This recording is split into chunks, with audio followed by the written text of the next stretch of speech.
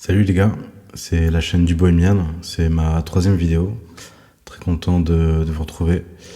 Je continue dans ma thématique un peu freestyle sur mes réflexions à travers l'art et puis la vie en général.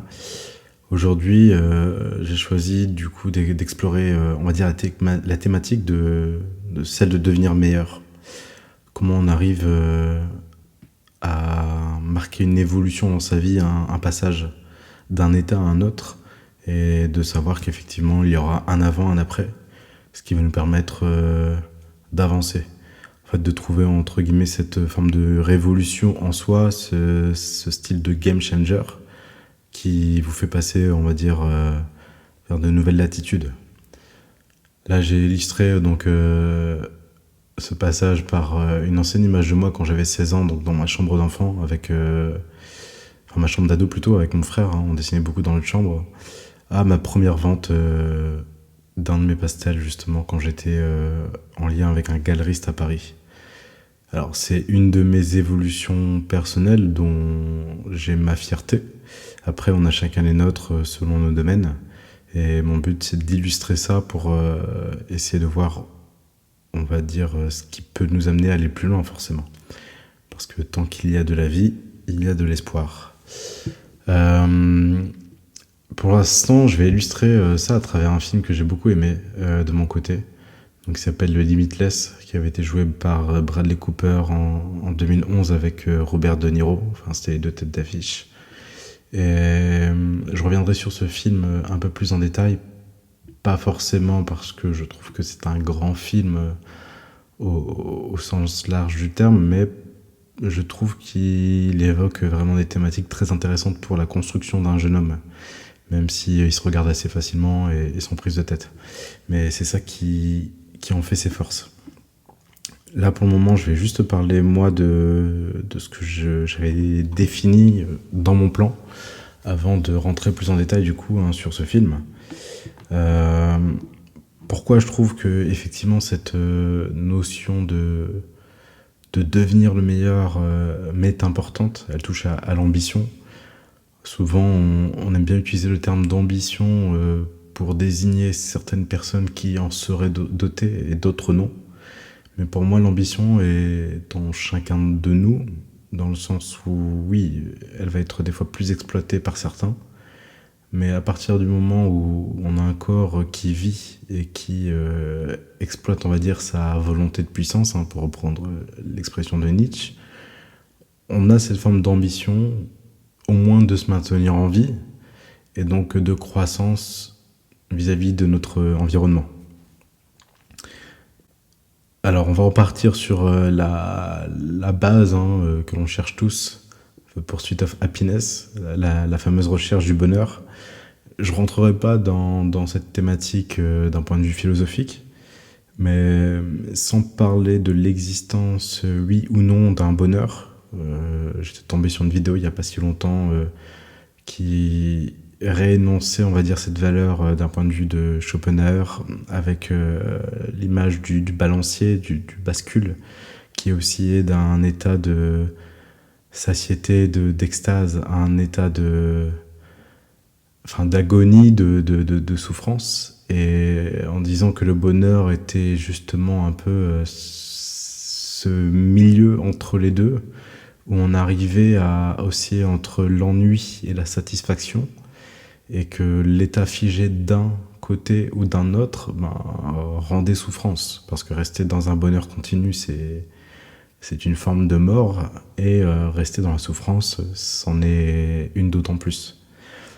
Et donc nous, ce qu'on cherche à travers ça, hein, je pense, plus que le bonheur lui-même, enfin cette phase extatique, parce qu'elle ne reste qu'un instant, elle est fugace, c'est une forme d'équilibre. Donc comment on peut justement parvenir à cette notion de bonheur dans la construction d'un individu? Et là, je montrais les images de moi, hein, quand j'avais 16 ans jusqu'à encore très récemment, c'était il y a quelques années quand j'ai vendu ma première œuvre dans une galerie. C'est ce chemin qui m'a permis de le parcourir pour arriver à une forme de maîtrise, on va dire, nécessaire pour au moins produire une œuvre qui a pu plaire à une personne qui m'a acheté cette œuvre. Et pour la petite histoire, du coup, c'est un couple d'Américains qui a pris cette œuvre et ils sont repartis en Californie avec. Et moi, je trouvais du coup ça fort parce que une fois que voilà, on arrive à créer quelque chose, elle ne nous appartient plus réellement. Et à ce moment-là, elle va suivre une nouvelle légende, une nouvelle mythologie à travers le parcours qu'on lui prêtera. Et bon, c'est un peu ce qui est arrivé pour ce dessin qui a été fait dans des conditions totalement différentes de celles dans lesquelles elle a été vendue. Donc ça, c'était un peu pour cette base. Je vais revenir du coup à nouveau et réinsister sur la notion d'équilibre et donc de balancier. Parce que qui dit balancier dit mouvement. Et je crois profondément au fait que ce mouvement est la signature même de ce qu'on nomme la vie. Bon, il peut y avoir plusieurs définitions pour le terme de vie, V-I-E, mais pour moi, l'ambition, donc l'envie, est totalement synonyme de mouvement, parce qu'à partir du moment où on a une envie, on va se mouvoir dans notre vie pour pouvoir accomplir nos objectifs personnels, ou en tout cas les tenter d'y parvenir. Et c'est ce qui va définir à travers le temps notre propre écriture de notre histoire, tout simplement. Ce qu'on nomme nos propres vies individuelles. Et la vie en elle-même, parce que c'est une forme de boucle, et la condition sine qua non, parce que quelque part, on ne contrôle pas ce genre de choses. C'est en nous, on ne sait pas, c'est plus de l'ordre de la biologie. La vie en elle-même, par sa propre nature, est motrice de tout ça. C'est elle qui instigue cette envie en nous pour qu'on puisse accomplir des choses. En tout premier lieu, l'acte de procréation et de perpétuation de l'espèce. Chez moi, j'y ai trouvé donc depuis le plus jeune âge, et je pense que j'y arriverai beaucoup plus naturellement à travers mes vidéos.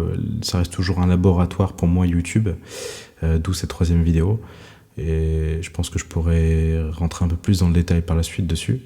Mais pour faire simple, en tout cas aujourd'hui, chez moi, j'y ai trouvé à travers ma jeunesse, donc dans des domaines bien précis. Pas que, mais en tout cas ceux-là ont été très constituants de ma personne. Donc dans le dessin, dans l'art, dans l'écriture, la culture, j'y ai trouvé des domaines qui m'ont permis de m'inscrire dans quelque chose où je pourrais potentiellement me transcender. Avant de pouvoir transcender une discipline, si j'ai de la chance un jour. Mais c'est ce qui m'a poussé tout simplement à devenir meilleur, que ce soit de la simple recopie en tant que fan art de dessins d'animé ou de manga, comme Dragon Ball Z, et je remettrai à nouveau les dessins de la photo où j'ai 16 ans. Pour la petite histoire, ce ne sont pas mes dessins, ce sont ceux de mon petit frère qui était très fort dans la recopie de manga, lui aussi. Mais voilà, on a grandi dans ce genre de contexte, comme tant de jeunes de mon âge. Et on a continué, on va dire, chacun de notre côté. Et moi, pour ma part, j'ai irrigué mes sens, mon besoin d'enrichissement culturel et personnel par différents domaines, par plusieurs livres, par plusieurs films, et souvent des films ou des livres qui étaient en écho avec ce que je ressentais, c'est-à-dire l'ambition personnelle, enfin mon ambition personnelle, mon envie d'un jour de me surpasser et de m'ériger au-dessus de mon environnement. En tout cas, ce que je définissais comme un environnement assez clos. Pour autant, avec le temps, j'ai pu distinguer le fait que voilà, j'avais beaucoup de chance d'avoir grandi dans les conditions dans lesquelles j'ai grandi. Mais mon besoin était de me dire que voilà, je voulais m'ériger quelque part à une certaine hauteur plus tard et obtenir une forme de reconnaissance qui va avec, pour plusieurs raisons. Mais bon, c'est pas forcément le sujet de la vidéo, donc tout ça pour dire que pour moi, la partie du mouvement liée à l'ambition ou l'envie, comme disait le chanteur, c'était pas Gainsbourg, c'était Jacques Brel. Il disait pour lui que le talent n'existait pas, que le talent c'était avoir l'envie de faire quelque chose. Et effectivement, cette envie est une condition sine qua non à nouveau, hein, pour pouvoir démarrer. Des fois, des personnes seront très douées dans un domaine naturellement, mais ne voudront pas s'exercer dedans ou devenir meilleures par manque d'envie. Et plus que l'apprentissage de la technique ou on va dire le travail acharné dans un domaine, il faut y avoir un sens. Et donc cette envie, quelle qu'elle soit, hein, ça peut être dû à différents déclencheurs durant la jeunesse, l'enfance ou plus tard. Il faut pour moi cette allumette, hein, ce feu intérieur pour que l'on puisse avoir une forme de moteur nucléaire qui nous permettra d'aller très très loin, sans épuisement. En tout cas, tout type d'épuisement classique ou physique ne permettront pas d'éteindre la flamme intérieure. Et c'est pour ça que cette envie doit être très puissante au départ. Qu'est-ce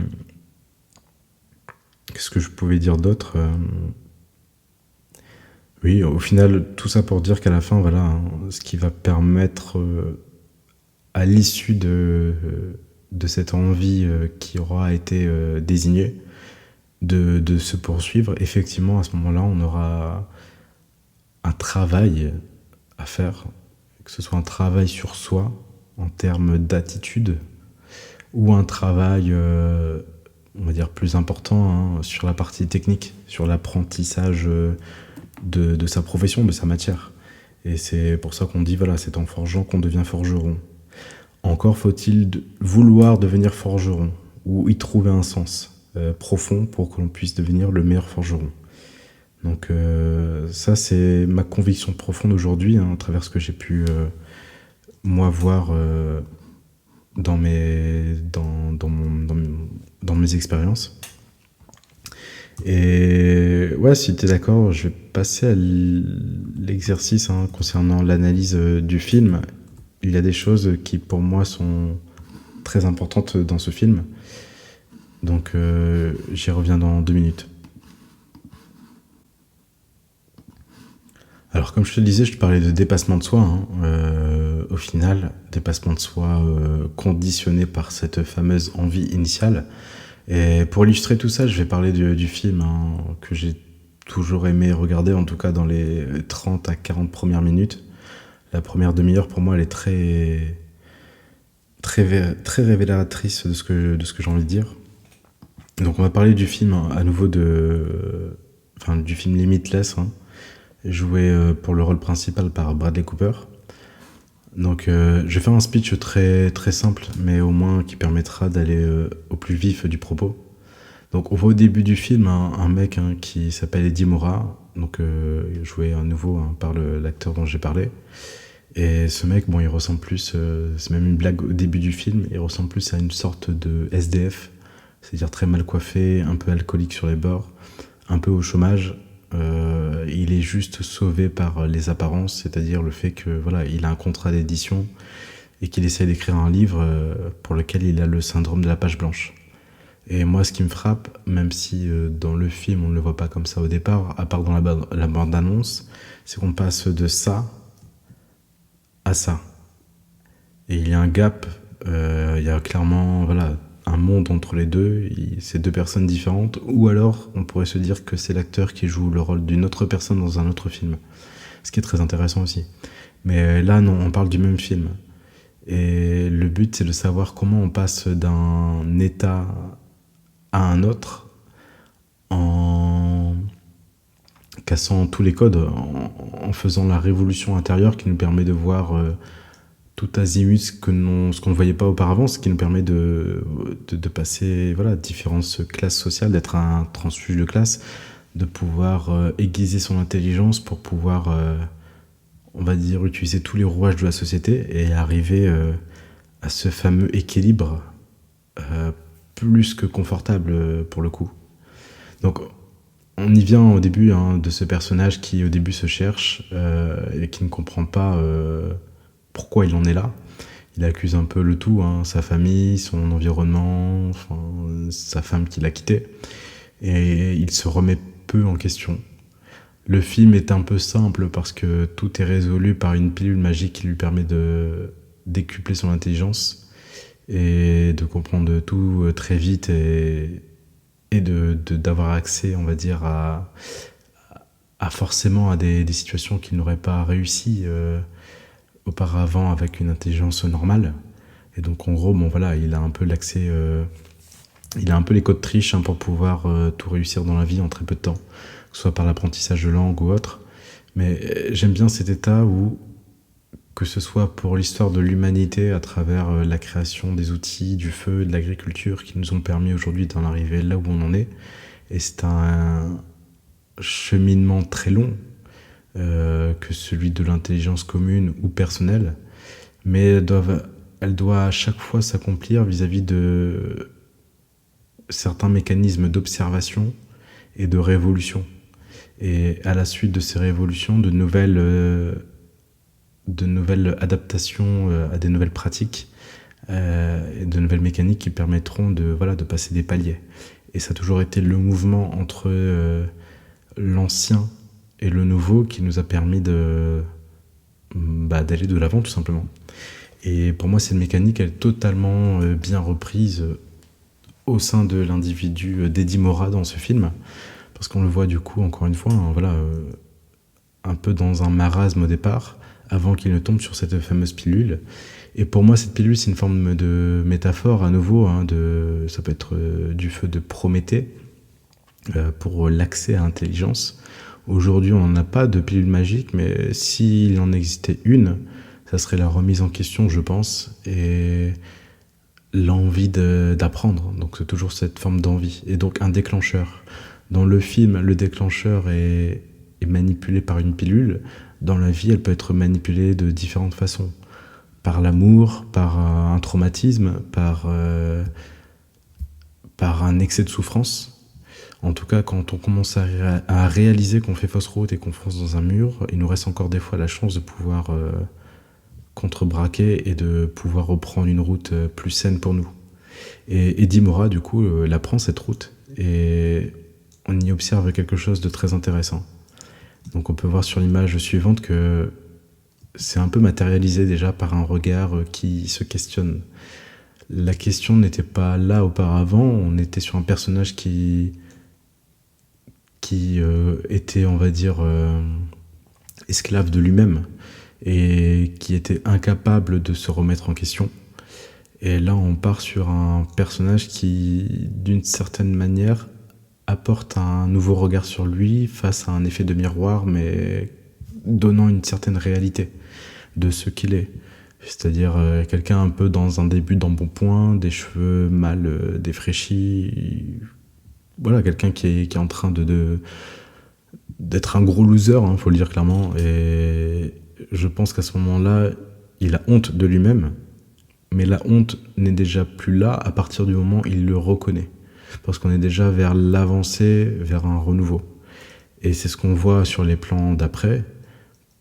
Parce que d'un seul coup, même si on a au départ le même personnage avec les mêmes fringues miteux, la même coupe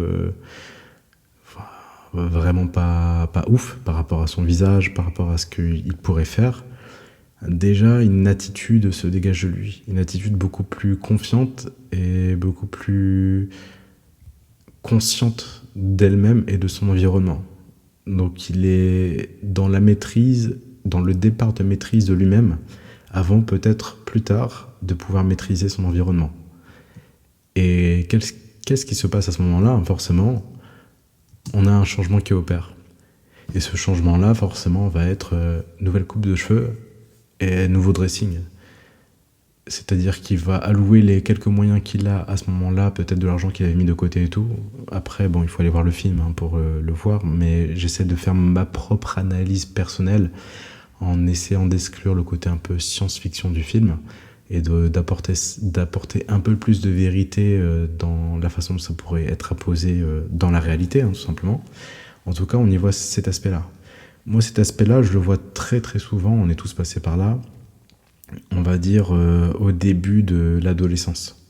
Quand on passe de l'état enfant à un jeune adulte, et c'est d'autant plus vrai pour les jeunes femmes, lorsqu'elles commencent à expérimenter le maquillage et l'image de soi, d'autant plus aujourd'hui exacerbé par les réseaux sociaux avec tout ce qui est TikTok, etc., où l'image de soi est très présente chez les jeunes, on a ce fameux recul, des fois à tort, parce qu'un peu trop verrouillé sur une image imparfaite de nous-mêmes, de l'enfant qui n'avait honte de rien à un jeune individu qui commence à avoir un peu trop conscience de son environnement et qui va commencer à un peu trop à s'analyser et devenir un peu le démiurge de lui-même. Donc on va avoir des jeunes hommes qui vont commencer à s'inscrire à la salle pour essayer de sculpter un corps physique d'hommes forts, et des femmes qui vont commencer effectivement à avoir des habitudes un peu de maquillage, de se rendre jolie pour devenir plus femme. Mais ça reste encore des comportements adolescents et tatillons de leur propre image et de leur propre intimité. Et des fois, il peut y arriver que des adultes aient loupé le coche étant jeune adolescent, ou qu'ils se soient totalement laissés aller, et qu'ils arrivent, on va dire, à un état de mal-être profond, parce que quelque part, elles ne s'y retrouvent plus. Et c'est intéressant de voir que, en fait, cet état-là n'est pas uniquement réservé, on va dire, à l'adolescence dans le cadre présent de ce que je disais. Ça peut être réservé à n'importe quel âge. Et c'est réservé pour tout type de personnes qui cherchent à comprendre, on va dire, ce qui ne va pas dans sa vie. Et on parle d'habillement, de physique, mais ça peut être sur d'autres choses. Ça peut être sur la spiritualité, ça peut être sur l'apprentissage d'un sport, enfin, surtout en fait, ou même sur le fait de cuisiner. C'est le fait de se dire j'ai envie de changer ce que j'ai toujours connu pour quelque chose qui me conviendrait mieux. Et forcément, il y a des étapes, des passages initiatiques dans la vie que l'on passe tous, et soi-disant, lorsqu'on les loupe, ça fait de nous un raté. Mais encore une fois, dans la vie, il n'est jamais trop tard, et il n'est jamais trop tard pour apprendre et faire mieux, si l'on s'en donne les moyens, si on prend conscience que quelque chose pour nous pourrait être changé pour le meilleur. Et c'est jamais quelque chose de facile, parce que ça demande, surtout en vieillissant, une organisation, une volonté féroce pour le coup, mais il faut comprendre pour quel bien on organise tout ça. Donc si je reviens un peu au personnage, lui... je ne connais pas, son enfance n'est pas décrite quand il était plus jeune, mais on voit bien qu'il était, encore une fois, dans une boucle un peu néfaste pour lui. Et après avoir compris que quelque chose bloquait, lui, il réalise, on va dire, son cycle adolescent un peu plus tard, aux alentours de la trentaine, pour arriver justement à cette nouvelle gueule, à ce nouveau physique, à cette nouvelle assurance, qui dénote complètement avec son physique initial de jeune écrivain raté. Et donc, à la suite de ça, il se passe des choses très précises. C'est que forcément, comme il donne, on va dire les choses clairement, comme il donne plus envie, le personnage d'Eddie Mora commence à sortir et à se rendre compte que le monde est plus grand que son appartement. Et forcément, il fait des rencontres. Et d'un point de vue social, vu que justement, il a cette nouvelle assurance, ce nouveau bagou, ce nouveau physique, il se fait des amis à l'image de ce qu'il dégage. Et ça lui donne du coup un cercle vertueux qui lui permet d'avoir encore plus confiance en lui et d'aller encore au-devant de ses projets et de son ambition. Jusqu'à la fameuse petite copine qui, là, n'aura plus honte d'être avec lui. Parce que c'était un projet que lui avait, c'était pas forcément d'être seul et célibataire, mais ça après c'est tout à chacun. Dans ce film, on voit que avoir une relation épanouissante et épanouie avec la femme qu'il aime, c'est quelque chose d'important pour lui. Mais il a fait le travail en amont, en tout cas la remise en question profonde dans sa psyché et dans son physique pour pouvoir y parvenir. Et qu'est-ce qu'on y voit? Alors ça reste mon interprétation personnelle, mais je trouve ça intéressant de le nommer. On voit du coup, voilà, un avant-après, même si au départ, forcément, il reste dans le même environnement, donc dans son appartement. Et on peut y voir un processus long, hein, pour tout à chacun. Encore une fois, la plupart du temps, on peut avoir un travail et avoir un hobby à côté dans lequel on se lance de plus en plus. Moi, auquel cas, ici, c'est ma passion artistique, c'est YouTube en ce moment. C'est essayer de mettre à chaque fois des petites pierres qui, au final, par l'effet cumulé, va permettre plus tard, on l'espère, nous permettre d'obtenir des résultats. Et même si ce ne sont pas des résultats dans un premier temps tangibles d'un point de vue financier, marqueurs sociaux ou autres, des fois les résultats vont être d'un point de vue de la psyché et vont permettre de s'agir d'une certaine manière, de trouver une certaine sagesse, une certaine maturité et de prendre la vie avec un peu plus de hauteur et de philosophie. Et j'ai mis cette image parce que je trouve ça intéressant de me dire que voilà, il n'y a pas que la fête qui vient après la nouvelle révolution. On est dans un nouveau monde, certes, mais on est dans un monde où il y aura à nouveau aussi des routines différentes de l'ancien monde qui était totalement oppressant et triste pour nous. Mais la nouvelle routine va sans doute rimer, je pense, avec le mot travail. Mais quelque part, le travail va être là pour au moins permettre de continuer de s'épanouir physiquement, donc peut-être faire du sport, de bien manger, de continuer à s'enrichir intellectuellement dans le domaine que l'on vise. Mais une fois qu'on a compris justement que quelque chose était possible, que quelque chose était possible et de faire quelque chose de mieux par rapport à ce qu'on avait avant, le but c'est de s'extraire de ça, mais on comprend que voilà, ça ne se fait pas sans rien, il faut donner un travail continu. Comme disait Rousseau dans Candide tout à la fin, hein, il faut cultiver notre jardin, ce qui est hyper important. Et à la suite de ça, justement, on a notre personnage, hein, donc j'ai gardé cette image de fin parce que je la trouve très intéressante, appuyé sur ses fascicules et tout, dans la nouvelle boîte dans laquelle il bosse à ce moment-là dans le film, c'est que à force d'avoir cette nouvelle routine et de se sentir à l'aise avec elle, voilà, on a clairement marqué le avant-après avec celui qu'on était, et on peut commencer à voir les fruits de notre travail, et donc de marquer clairement le vrai nouveau palier de notre vie, qui marque un nouveau chapitre, hein, et ferme définitivement l'ancien. À ce moment-là, on a une forme de reconnaissance avant tout pour soi-même, une forme de fierté, et qui nous permet de rêver beaucoup plus grand. Et c'est un peu comme une sorte de courbe exponentielle. Le démarrage va être très lent, mais plus on va justement accumuler ces effets bénéfiques, et plus la somme de ces effets cumulés va être exponentielle, et fait que le succès pour soi-même va arriver de manière beaucoup plus forte et conséquente, sans qu'on s'en aperçoive. À la fin, justement, bon, sans rentrer dans les intrigues du film, etc., on a voilà un Eddie Moura donc dans le film qui est totalement légitime pour faire un jeu égal avec des personnes d'influence, et donc lui-même par cette nouvelle nature, hein, qu'il a acquise, va lui permettre d'être un homme influent par la suite. Chose qu'il n'aurait pas pu du tout faire 2 ans auparavant lorsqu'il était dans les bas-fonds de son appartement en tant qu'écrivain en galère. Et donc c'est comme ça qu'on arrive justement au personnage final, hein, charismatique, pris en photo dans un magazine, et en passe de devenir un personnage politique à la fin du film. Mon but c'était pas forcément de rester ancré sur ce film, hein, c'est plus d'illustrer ce qu'il y a derrière. Moi de mon côté j'ai été totalement bercé dans ma jeunesse par des lectures qui m'ont totalement constitué dans la partie du dépassement de soi, que ce soit Bel Ami de Maupassant, Le Rouge et le Noir par la suite, ou Martin Eden. Et que ce soit des lectures avec des destins tragiques ou des destins qui finissent enfin très très très bien en grande pompe.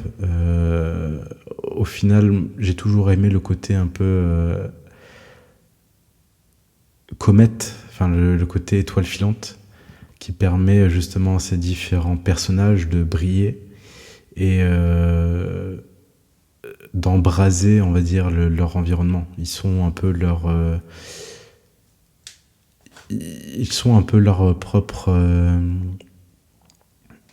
vaisseau de volonté. C'est eux qui plient un peu leur environnement, même si dans la lecture, on va dire, plus mature de ces ouvrages, on voit que l'un ne va pas sans l'autre. Il n'y a jamais un homme qui s'érige seul parmi les autres, hein. Il s'érige avec les autres. Et c'est souvent le cas lorsque justement le personnage tombe un peu comme Icare, c'est qu'il se croit un peu trop supérieur. Mais sans en être là, et dans l'intelligence sociale, il y a beaucoup de choses à en apprendre pour qu'on puisse comprendre comment peut-on devenir quelqu'un de grand.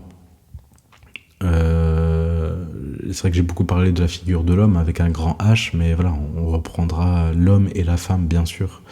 Là, ce sont des exemples masculins, moi, qui m'ont inspiré et forgé étant plus jeune. Ce sera intéressant de reprendre de manière plus globale par la suite aussi, hein, sur des personnages féminins et aussi le rôle, hein, dans ces figures de livres ou de films, dans tous les cas. En tout cas, voilà, moi, c'est dans ces optiques-là que le dessin, l'art, l'écriture m'ont poussé à m'améliorer et devenir meilleur dans mon domaine. Encore jusqu'à aujourd'hui, hein, malgré le peu de pratique que j'alloue, parce que ça reste toujours la même chose. Pour devenir meilleur, il faut pratiquer, il faut travailler.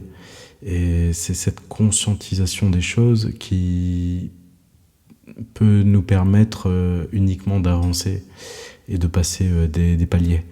Et donc c'est toujours corrélé à cette fameuse envie et de savoir pourquoi on fait les choses et qu'est-ce qui nous pousse, on va dire, voilà, à aller là où on veut aller. Pour terminer, je dirais que moi, ce que je recherche aujourd'hui dans mon art, et ce qui a sans doute pu toucher, c'est cet optimisme. Je pense que j'ai toujours voulu, d'une certaine manière, montrer une façon de voir les choses, que ce soit à travers mes choix de couleurs qui vont souvent être un peu entre les couleurs du crépuscule avec beaucoup de teintes de bleu, ou des couleurs très chaudes avec des lumières fort orangées, un peu à la Vincent Van Gogh. Et j'essaie d'insuffler un optimisme et une façon de voir les choses ou la vie selon un prisme de couleurs bien particulier qui tout simplement fait rêver, qui permet de dire que le monde, des fois tel qu'on le voit, hein, à travers nos pupilles, nos regards, peut paraître des fois un peu morne, et mon but c'est de m'arrêter sur certains types de regards, sur certains types d'interprétation du réel pour en extirper la beauté. Et même si dans le film, pour revenir justement à l'exemple d'Eddie Mora, s'il n'y avait pas eu de pilule, le personnage en lui-même gardait tout de même au fond de lui-même un potentiel, une certaine comment dire, un certain accomplissement de lui-même. Et ça n'a pu être rendu possible que par la pilule, hein, dans le film. Mais il pourrait être intéressant de voir effectivement si on avait pris un autre scénario, un mentor tout à fait expérimenté qui aurait vu en ce fameux personnage quelqu'un de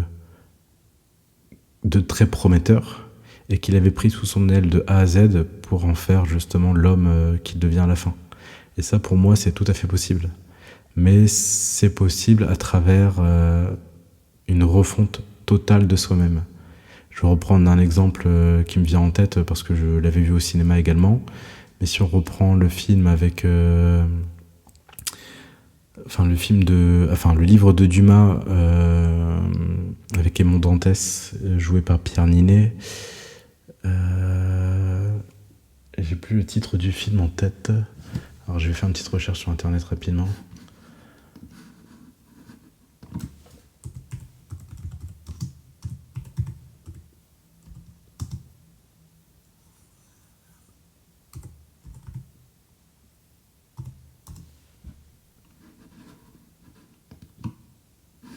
Voilà, le comte de Monte Cristo. Si on reprend le comte de Monte Cristo, on observe justement ce personnage qui se fait emprisonner contre son gré, mais qui, à travers ses années d'exil et de prison, tombera sur un abbé qui lui apprendra tout ce qu'il sait d'un point de vue des sciences et des arts et de la littérature, qui permettront justement au jeune comte de devenir ce qu'il est. Et je terminerai sur ça, mais le savoir quel qu'il est, parce que j'ai beaucoup parlé de culture, d'art et un peu de littérature, mais c'est valable pour tous les domaines, et j'incite vraiment sur tous les domaines, que ce soit la biologie, la science, la physique, les mathématiques, la cuisine, le sport, enfin bref, tout. Le savoir est synonyme de pouvoir, et pas forcément pouvoir sur les autres, mais d'abord pouvoir sur soi-même, et ce qui nous permet effectivement de transcender notre vie, et donc par extension notre humanité. Parce que chaque maillon de la chaîne que forme un être humain permet d'ajouter au savoir commun. Voilà. Bon, c'est tout pour moi. Je te souhaite de prendre soin de toi, tout simplement. Et sans doute à la prochaine pour la prochaine vidéo. Mes fins de vidéo, elles sont pas ouf. On verra ça une prochaine fois. Bon, allez, salut.